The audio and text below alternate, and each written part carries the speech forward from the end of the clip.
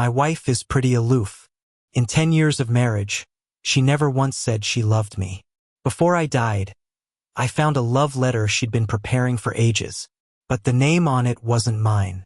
Turns out, she was just cold to me. When I got a second chance at life, the first thing I did was call off our engagement and helped her deliver the letter. She got so mad her face turned red. It was the first time she ever yelled at me. "William, who asked you to butt in?" About an hour before the elevator accident, I found an old, yellowed love letter in the attic. The handwriting was familiar, so was the signature, but the name at the beginning wasn't mine. This was a love letter Lisa wrote to another guy.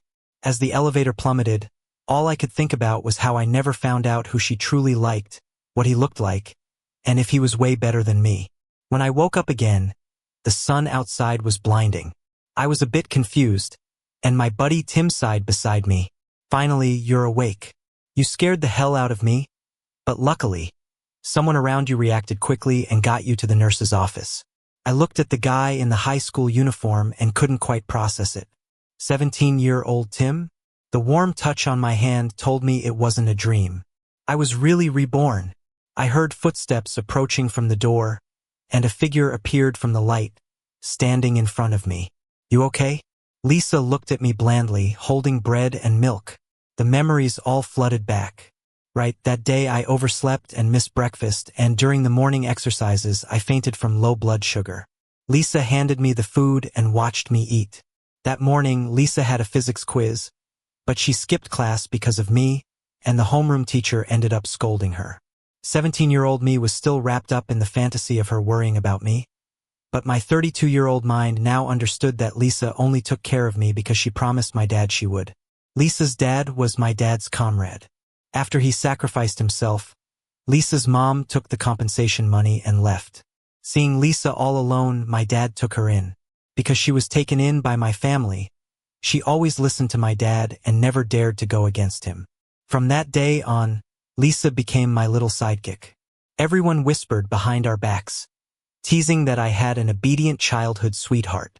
Later on, my dad joked with Lisa about marrying into our family, and she stayed silent. I thought she was just being shy back then. Now I realize I was just dumb. During class, I couldn't focus and kept replaying the memories from my previous life. I didn't want to mess up Lisa's life again. Maybe if we didn't get married, she'd be happier, and I wouldn't end up dead.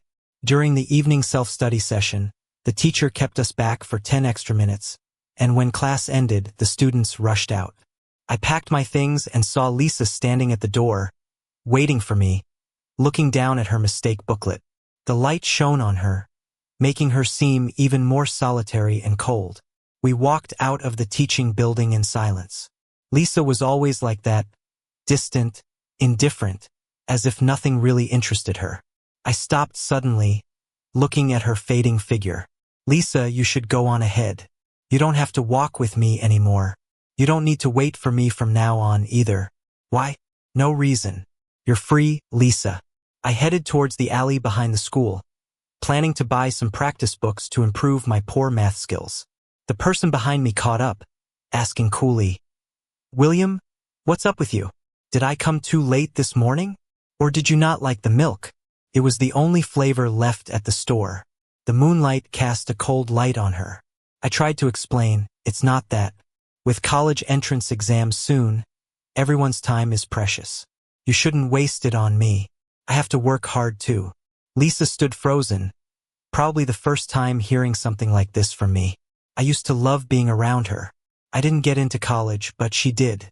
She stayed in town instead because of something my dad said. I naively thought she liked me, just didn't say it. She must have regretted it, that was her dream school after all. Lisa didn't follow me. I picked out a few suitable practice books at the bookstore and grabbed an essay book. It was only when I went to pay that I realized my money was gone. I wandered the store again, puzzled. Couldn't find it, no idea if it was stolen or dropped. I sighed, ready to return tomorrow, and turned around into someone. "Oh my gosh," they exclaimed. A comic book fell from their hands as they tried to keep their tray of barbecue safe. "Sorry, is you again?" A familiar, amused voice. I looked closely, And it was Nancy from college, a close friend. Why was I running into her now? What a coincidence, buddy. This morning, my friend and I got you to the nurse's office. You all right now? Huh? Oh yeah, I'm fine. Thanks. Only then did I realize I had this happen chance with her in this life. I didn't know that before. Nancy picked up her comic book and, seeing me hesitating, took my books to pay for them. I saw you going around the store earlier like you were searching for something. Did you lose your money? I quickly nodded. This girl would study forensics in the future for a reason. Her observation was spot on. I said I'd pay her back tomorrow, but Nancy just waved it off. Just treat me to a meal tomorrow. We left the back alley as the night emptied the streets, the only sound coming from a few passing students. I saw a group of delinquents smoking up ahead and turned to say I'd walk her home. I went to get my black motorcycle from the garage. I dropped her off in front of her building, and the roar of the engine finally ceased. She worried about people upstairs throwing trash down and told me to keep it down when leaving. Back at my place, I unexpectedly ran into Lisa at the entrance. Weird, wasn't she supposed to be back already? How was she slower than me? We took the elevator up in silence. The air felt tense for some reason. The doors closed, and she suddenly spoke. Is that girl your motivation? No, we just ran into each other. Well, what a coincidence. She said it casually like she didn't really care, so I didn't bother explaining further. Back home, Lisa would finish her homework and then take a shower. While she headed to the bathroom, I sneakily went into her room and found the love letter. She always hides things in the same spot, under a pile of books, so it was easy to find. I opened the letter, but for the life of me, I couldn't figure out who it was about. Could it be someone from her class? With how indifferent she acts, I doubt she could ever catch someone's eye. Maybe I should give her a hand. The next day, I went to school looking like a zombie. I stayed up all night trying to figure it out, but there's no one like that in Lisa's class. Math class was a blur again. Even if I got to do it all over, I'd still struggle with these problems. Seems like the gap between me and Lisa was never meant to be bridged. At lunchtime, I planned to ask Nancy out for a meal. Didn't expect to find Lisa waiting for me at the door, holding my favorite roast chicken. Didn't I tell you not to wait for me? Just do your own thing. She handed me the bag. Thanks, but you don't need to buy this for me anymore. Lisa looked at me puzzled, sighed slightly. William, did I do something to upset you? Lately, you've been avoiding me. It's not you, it's me. I've just come to realize some things. I walked towards the cafeteria, then turned around to say seriously, oh, by the way, when my dad joked about having you as my wife, I hope you didn't take it seriously. You don't have to listen to him. Lisa, good luck with your college entrance exams.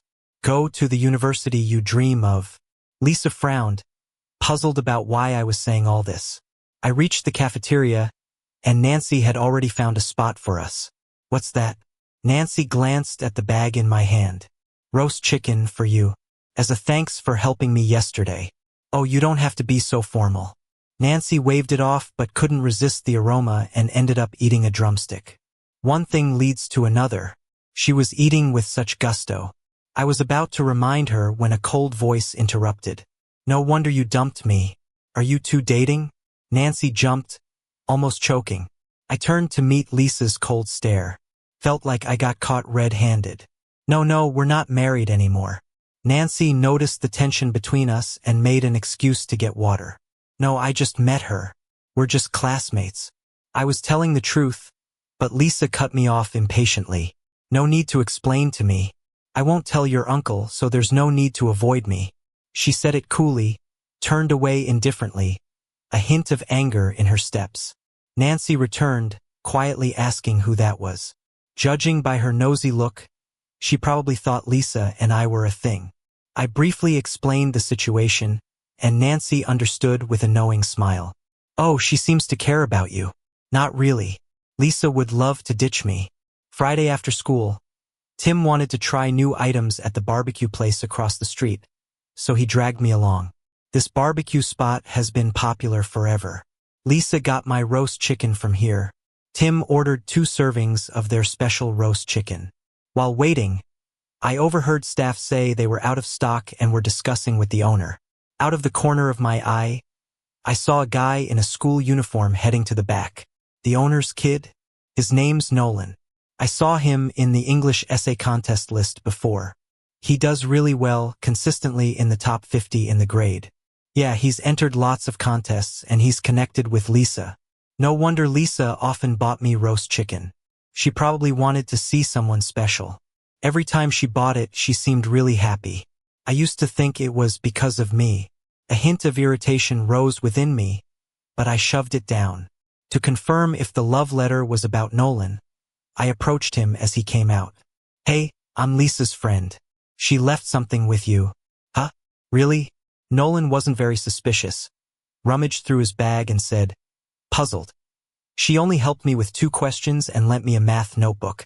Shouldn't be anything left. So they do know each other. I recognized the familiar orange notebook. I bought that for Lisa. I used to ask her math questions, but she wasn't very patient. I felt embarrassed to say I didn't understand, so I stopped asking. Guess I remembered wrong. I'll let her know. Tim and I left. He eagerly handed me the roast chicken, but I had no appetite. Turns out, food tastes bitter when you're down. Not eating? Is it bad? Tim nudged me. Hey, what did you say to Nolan earlier? Nothing much. How did you know his name's Nolan? Tim glanced around, lowered his voice. A friend told me he's the owner's adopted son, so I remembered him. Now I know who the letter is about, and it's a load off my chest. Wonder what kind of feelings Lisa had when she wrote that letter. Kinda envious of Nolan. Thinking back to when I confessed to Lisa in sophomore year, what did she say? Oh yeah, she said she knew. Her tone cold and distant, like it was a hassle. At night, after sorting my problem sets, I planned to review some English vocabulary. My phone lit up. Nancy sent over a few documents. Nancy, my mom made these math quizzes. Give them a try and ask if you're stuck. Her mom is a coach for an Olympiad math class. It's like a bonus lesson for me. I thanked her with an emoji. Suddenly, the room door swung open. Lisa came in with a gloomy look. First time she didn't knock. Did you mess with things in my room? She didn't say what, but I knew. A wave of guilt hit me, and I took the letter out of the drawer. Sorry, I didn't mean to snoop. Initially, I wanted to play matchmaker, didn't think I'd get caught so fast. Lisa took the letter back, probably upset about her secret being exposed. Her face looked terrible. My heart felt heavy, but I mustered the courage to ask. I know who you wrote about in your letter. It's that guy from the barbecue place, right? If you like him, you should confess soon. He's so great. What if someone else snatches him away? With finals coming up, you can really pursue him afterward. Then you won't need to pretend you're buying barbecue for me anymore. Who asked you to butt in? She stared at me intensely, anger flickering in her eyes. I just want you to be a little happier. Happier? She scoffed. You get into a relationship and can't wait to pass me off to someone else? You used to say you liked me, seems you changed pretty fast. I was taken aback. Didn't expect her to take it that way. You don't even like me. Should I hang on a tree for you? I shot back, annoyed. Yeah, don't hang on me, I find it unlucky. She said coldly, turned around, and slammed the door on her way out. I bit my lip, determined. I swear, Lisa, I'll never like you again. For the next week, I didn't speak a word to Lisa. My dad thought we were just all caught up in studying, so he didn't say much. On the weekend, I went with Nancy to the library to do practice questions. She's better than me at school and can think through things more flexibly, often explaining stuff to me. When she got stressed out, I'd take her for a ride on my black motorcycle. Thinking about how we'd be best friends forever gave me a bit of hope for the future. Maybe I tried extra hard, moving up several ranks in the monthly exams. Dad got a call from my homeroom teacher and couldn't stop smiling. Lisa, who was making coffee, overheard and gave me a sly, impressive, "Dating didn't ruin your study. Right back at you.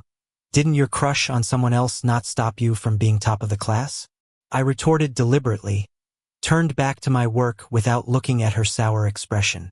Countdown to finals, 1 month. That was when I was most focused, just questions and scores on my mind. No time for romance. June came with the heat and the finals on its heels. This time I was ready, feeling confident as I started writing. Even the last math problem that I'd usually skip, I tried, though I wasn't sure if I got it right. The final bell rang. The exam period was over. It marked the end of my high school life. As I walked out, I saw Nolan with Lisa. She seemed upset about messing up some questions and anxiously comparing answers. Maybe it's the eyes of someone in love, but Lisa was always more patient with him compared to others. I passed by them and headed towards Tim and Nancy. We planned to hit the amusement park, karaoke, and Six Flags, intending to have as much fun as possible.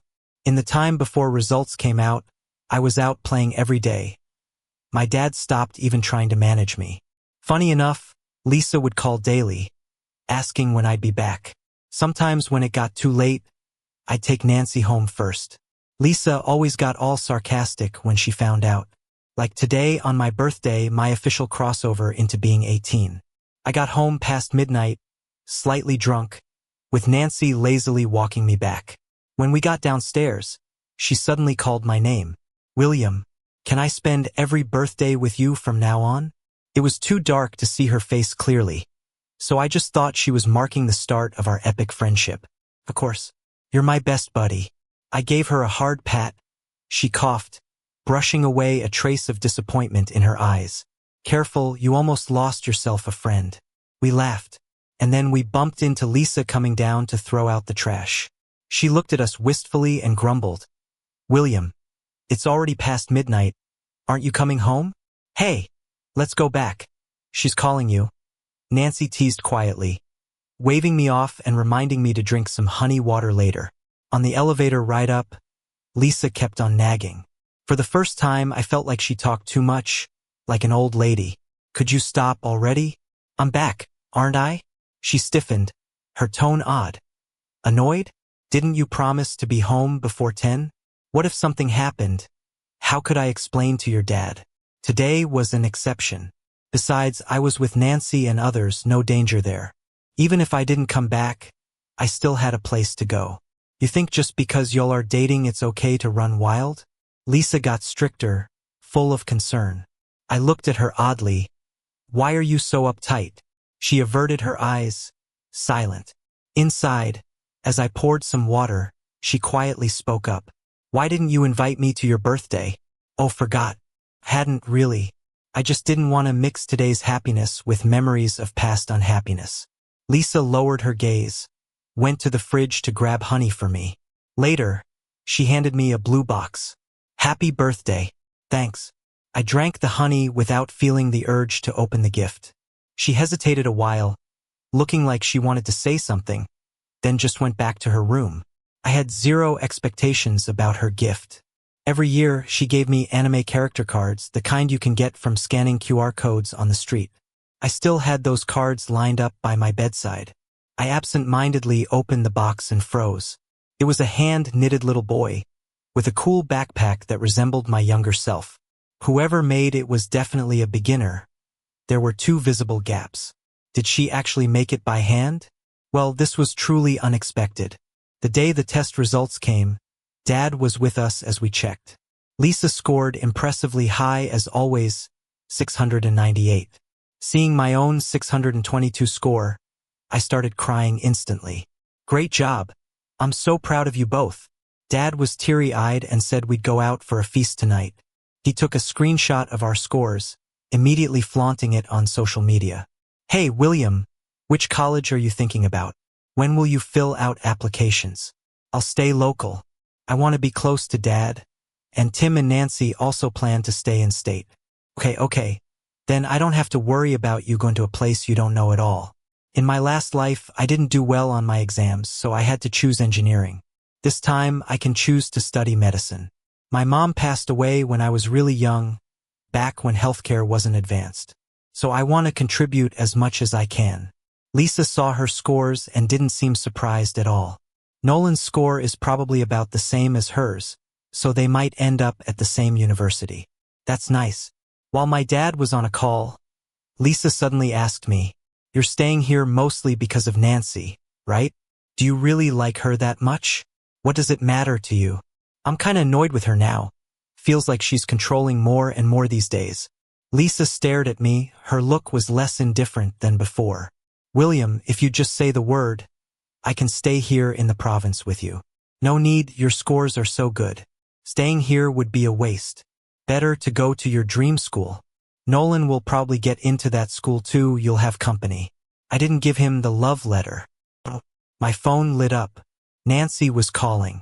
I was about to answer, but Lisa grabbed my wrist, looking kinda angry. Do you not care at all? Care about what? Care about you? Who was it that told me not to hang myself on one tree to avoid bad luck? Obviously, her face turned pale as soon as I threw her words back. I shook off her hand and went to the balcony to take the call. Nancy's parents both work in the province, so she's staying here and even has the same aspirations as me. Great, we can ride bikes around together again.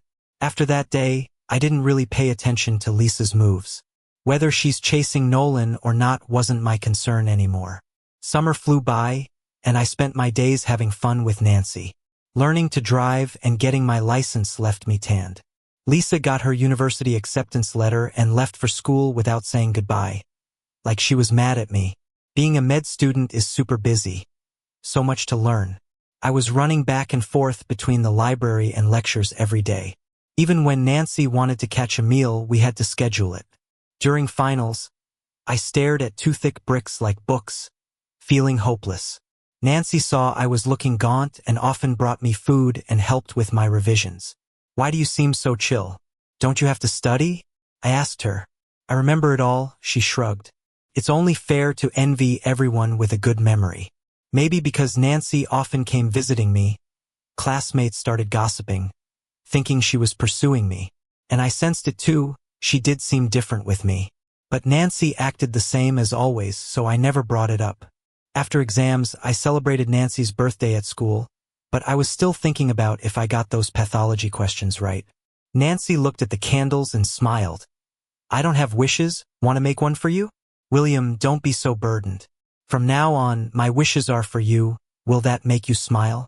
I tried to force a grin, not bothering with politeness. I hope I don't fail, I'm begging here. All right, the heavens heard you. She blew out the candles, her eyes full of fondness. When summer break came, I saw Lisa after months of no contact. She stuck with law school and seems to be active in debates and clubs, keeping herself busy. In the 2 weeks she was back, we acted like strangers, peacefully coexisting. Until Thursday night when Lisa went out with friends and came back late. I was almost asleep when I heard a stumble and crash at the entry table. I got up to find Lisa sitting on the floor, looking dejected. What happened? Drank too much. I was about to make her some honey water, and she suddenly grabbed my wrist. William, I ran into Nancy today. And? She said you two aren't even together. I replied nonchalantly, not sure why that annoyed her. Lisa suddenly stood and hugged me, her gaze filled with mixed emotions. Why didn't you tell me? Why let me misunderstand for so long? Is it fun to toy with me? Do you even realize She fell silent, her eyes on the verge of tears, and I just watched her, finding it ridiculous. Lisa, I explained before. You're the one who didn't want to listen. What right do you have to question me now? Silence. She seemed to recall a time ages ago in that cafeteria, seeing a girl next to William. She had to admit, she felt a pang of dislike then. That feeling lingered, growing deeper each day. Lisa wiped her eyes, mustering courage to look at me. William, I think I can't let go of you. Can you continue to like me? Many times before I imagined this scenario, but now it was too late. I can't. Why? She panicked, tightening her grip. Is it because of that love letter? I was being naive, couldn't tell the difference between liking and admiring him. I don't like Nolan. I just felt a kindred spirit. Really? But I never felt any liking from you. Just annoyance and indifference. Give me a chance. Let's start over. I'll make sure you feel it, please? She begged, eyes glazed with drunkenness, clinging to me like I was her last hope. I pushed away a few times, but she wouldn't let go. The more I resisted, the more impatient she got. William, I'm begging you, please like me again. She tilted up to kiss me, but I moved away in panic, shoving her hard. She hit the cabinet, and the thud shattered the midnight silence. Pain snapped her back to reality. Lisa let go, her eyes forlorn. William, I didn't want to hear her anymore and hurried back to my room. The next day, I tried acting like nothing happened, but Lisa looked guilty whenever she saw me. At noon, Nancy came to pick me up. We planned to watch the latest movie today. She dressed up nicely, wearing a floral dress. Opening the door, she noticed my grim look, concern in her eyes. What's up? You sick? Or just feeling down? No worries. I reached up to grab my hat, and she suddenly grabbed my wrist. There were some nail scratches, clearly from some external force. Who did this? She was on high alert, almost like a cop. I did it by accident. Nancy didn't believe me. Her gaze fixed on Lisa on the couch, and she stepped forward to question her. Did you hit him? Yes. Lisa had been watching us and was already at her limit. Nancy quickly went to hit her, and I was scared, grabbing her in a hurry. But Lisa seemed to find an outlet for her anger, grabbing Nancy's hair to fight. I panicked and shouted at them to let go. If my dad came home to see this mess, he'd be furious with us. Stop it. Can you both calm down? I pulled Nancy away and saw her face was scratched. A good future cop acting this impulsively? But Lisa didn't look much better. Nancy was trained to aim for painful spots, and Lisa's face was pale, though no marks were visible yet. Nancy avoided my glare, whispering, "The movie's about to start. Let's go." What movie? You're hurt. Let's get you some medicine from the pharmacy. I angrily pulled her out, forgetting someone else was hurt too. Lisa watched us leave, sadly covering her face. I bought medicine and treated Nancy's injuries, and she winced in pain. Don't just hit people like that. What you learned is for protecting people, not fighting. She bullied you and you're defending her. Her eyes were wide, clearly upset. No, I'm defending you. What if she reported you? It'd affect your career as a cop. Nancy paused and then smiled, though it hurt. William, you're really worried about me. No, I'm not. Yes, you are. After the fallout with Lisa, she did nothing drastic again. But she seemed to really start liking me, trying to show it. Every holiday, she made me meals and gave thoughtful gifts. On birthdays, Independence Day, Christmas, she'd always be around at school. Seeing her tired from flying, with bags under her eyes, I thought she was wasting time, but she only cared if I was happy. For my senior year birthday, I was moving dorms to another campus. Nancy was interning at the police station, assigned to a case, and couldn't make it back for my birthday. Lisa cooked in the kitchen, making my favorite dishes. I was distracted, staring at my chat with Nancy. What are you looking at? Dinner's ready. Nothing, just wondering what Nancy's been up to, whether it's dangerous. William. Lisa's voice snapped me back, reminding me who was in front of me. You've been mentioning her since I got here. She looked frustrated but resigned. Oh, sorry. William, when will you notice me? Let's eat, this soup looks good. Lisa sighed, feeling she'd tried her best, but things never went back to the way they were. Late at night, as I was about to sleep, my phone lit up. Nancy, open the window. I quickly pulled back the curtain and saw Nancy standing outside, waving something glowing in her hand. I ran down, excited to see her. Didn't you say the mission might keep you? Yeah, but I couldn't help it. I promised someone I'd spend every birthday with him. She handed me the glowing bottle and a box with my favorite sneakers inside. The fireflies in the bottle twinkled in the dark. For you. Saw them on my mission, thought you'd like them. Thanks. I smiled at her, wanting to say more. Nancy, predicting something, she quickly cut me off. William, happy birthday. I understood her hesitation. Her job was unique. I swallowed my words, changing them. Thank you, I'm really happy. While Nancy interned, I pursued graduate studies. As Nancy climbed to team leader at the station, I started interning at a hospital. Seeing illness and death was emotionally tough. Until one day, the hospital received severely injured people. Nancy was among them. She had a stab wound in her abdomen, spleen damage, and severe bleeding. My mentor performed her surgery for hours before the operating room light finally turned off. I took a moment to visit her. She was pale, like she might not wake up. With red eyes, I silently prayed for her recovery. Late at night, while studying neurology at her bedside, I saw her fingers twitch. Looking up, I met her gaze. "William, did you save me?" "No, it was my mentor. I just helped a bit." I checked her vitals, asked if she felt dizzy or nauseous, and after noting it down, I relaxed a bit. "You look so professional now." Nancy smiled, her eyes bright. "Well, I've been studying hard for years, so I can count on you then. Don't talk nonsense. I don't want to see you in a hospital again." She chuckled, her hand lightly brushing mine. Hesitating a moment, she didn't grab on. A nurse came to get me for rounds, and I left with some instructions. Life went back to being busy as usual. Nancy stayed in the hospital for a month, with many colleagues visiting. Every time I did rounds, her friends would give knowing looks, like everyone understood. But Nancy didn't show any signs at all. Even on the day she was discharged, she didn't say anything, just obediently called me doctor. I handed her the medication, clearly outlined the instructions, and tried to feel her out. "Hey, Nancy, don't you have anything to say to me?" "What? That I'll follow doctor's orders?" She played dumb. I gave a helpless smile. In the years that followed, Nancy was often sent on assignments, traveling all over the country, and sometimes she'd be out of touch. Lisa was still as remarkable as ever, graduated, joined a top law firm, and became a top-notch lawyer within a few years. She's doing really well now, and every now and then she'd send me some strange but expensive gifts. Some I hadn't even opened yet. They're all piled up in my dad's study. The hospital is so busy, sometimes I don't even have time to eat. Lisa came by a few times, but we'd barely say a word before I had to rush back to work. Still, she never gave up. Whenever she could, she'd reach out, sending gifts or food to the hospital.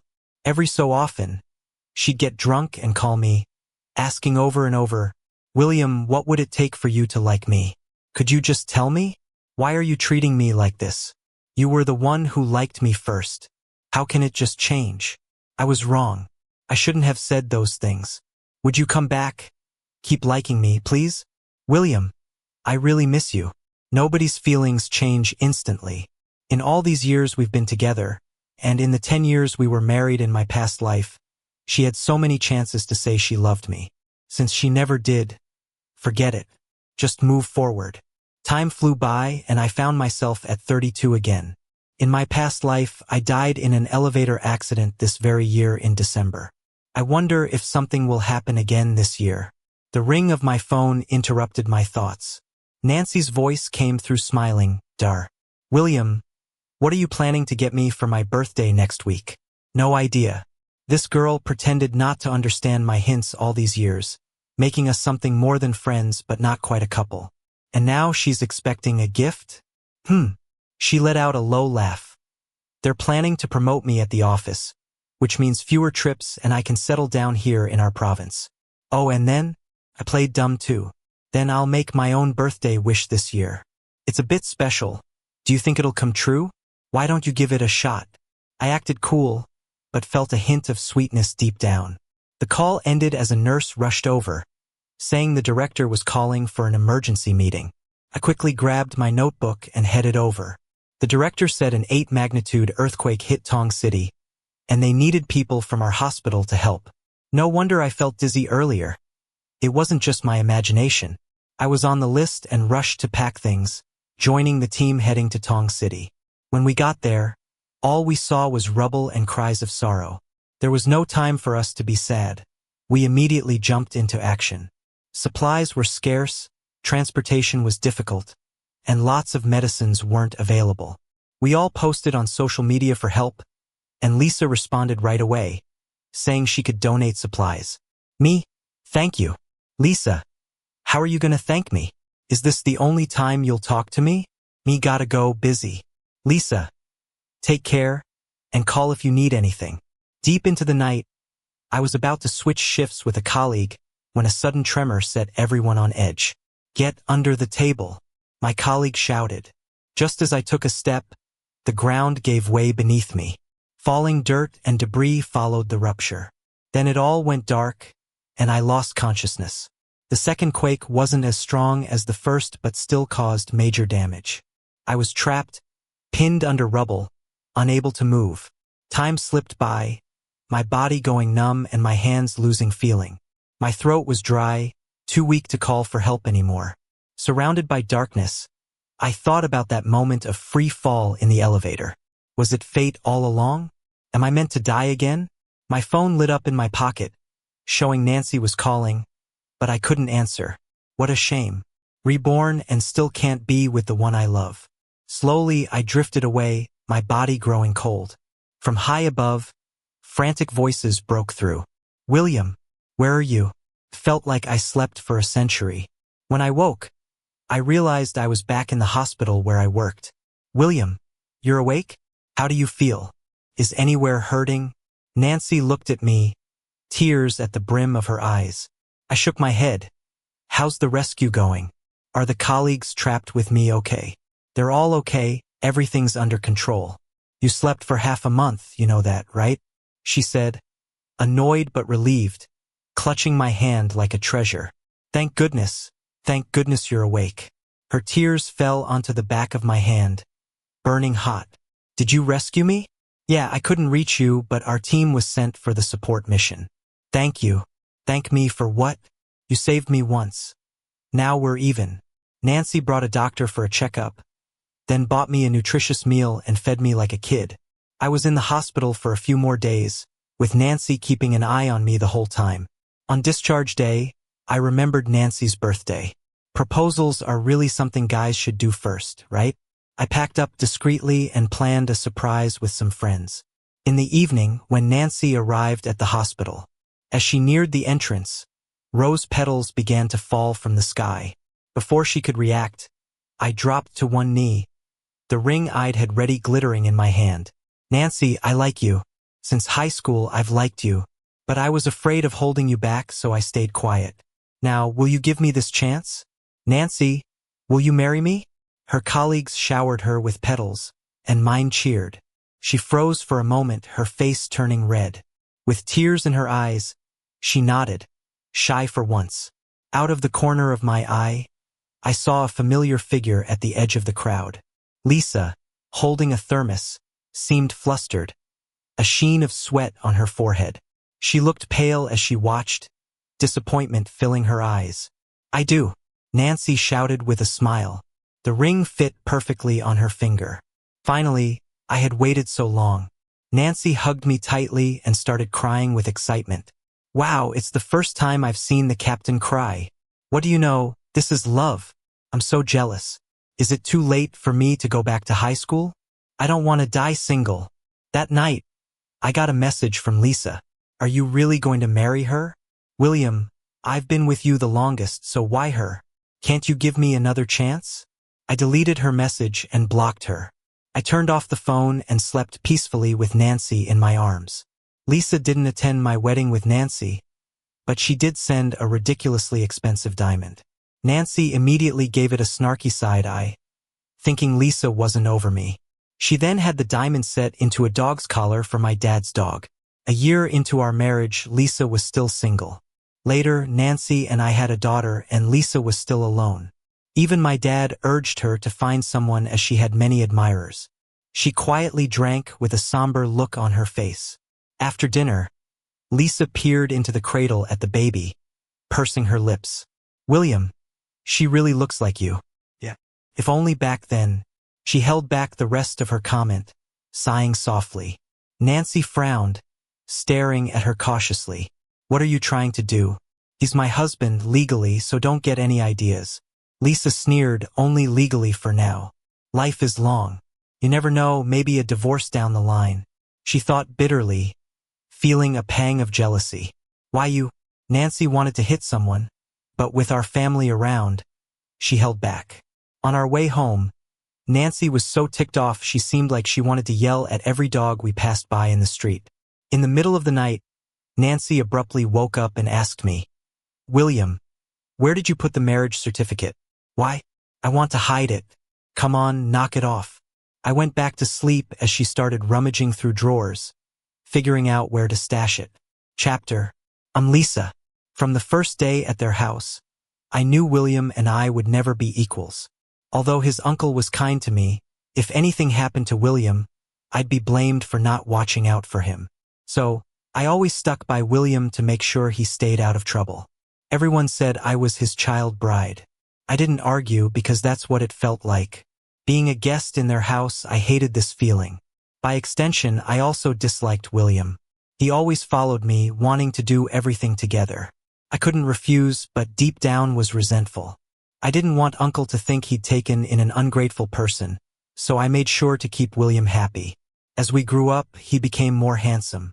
I found myself staring at him, pretending to dismissively call him vain if he caught me. I didn't want to like him, didn't want to lose my last bit of pride. But in sophomore year, William confessed to me. I couldn't help but feel happy, but I suppressed it. My indifferent response seemed to let him down.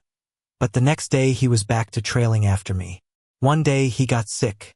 The medicine tasted awful, so he asked me to buy some chicken legs for him. At the barbecue place, I met Nolan. He had just dropped some freshly grilled wings by accident and was getting scolded by his foster father, called useless. If I hadn't been there, that man might have been harsher. I saw Nolan's cautious demeanor and realized we were alike. I often found excuses to go to the barbecue place to see Nolan while supposedly buying food for William. I stayed longer than necessary, enjoying a rare moment of peace, not having to cater to William and Uncle's feelings. Sometimes Nolan and I talked about our families. He always sighed but then studied hard like a resilient weed. I told myself these were the kind of guys I should like. Only he understood me. I wrote Nolan a love letter which I never sent. It felt unfair to him since my feelings weren't quite solid yet. Recently, William started acting strange, like he wanted to ditch me. Seeing him and Nancy together, I guess they were dating. Despite his words about liking me, he moved on quickly. Part of me felt relieved, thinking I'd finally be free of him. Another part, however, was annoyed. Why did he like someone else? Then I found my love letter was missing. Instinctively, I suspected William and confronted him angrily. He surprisingly didn't care, acting like my crush meant nothing to him. I was really ticked off. When it was time to choose colleges, I told William the first could stay. But he didn't care anymore. Enraged and frustrated, I went to college far away. I regretted it later. Without me around, Nancy was. William didn't bother with me anymore, always talking about Nancy. I hated it. I wanted to go back to the times when he only hung around me. But no matter what, we couldn't turn back time. Years passed, and despite rumors, William and Nancy hadn't married. I thought I still had a chance. But William was busy, and he barely acknowledged me. Even when I gave him expensive gifts, he didn't smile like he used to. I was terrified. When William had an emergency rescue, it broke me. I realized I couldn't wait any longer. I cooked his favorite soup but was too late. I totally regretted it. Nancy was right. I'd had plenty of time to keep William, but I hadn't acted, just drove him away. William, I hope you're well.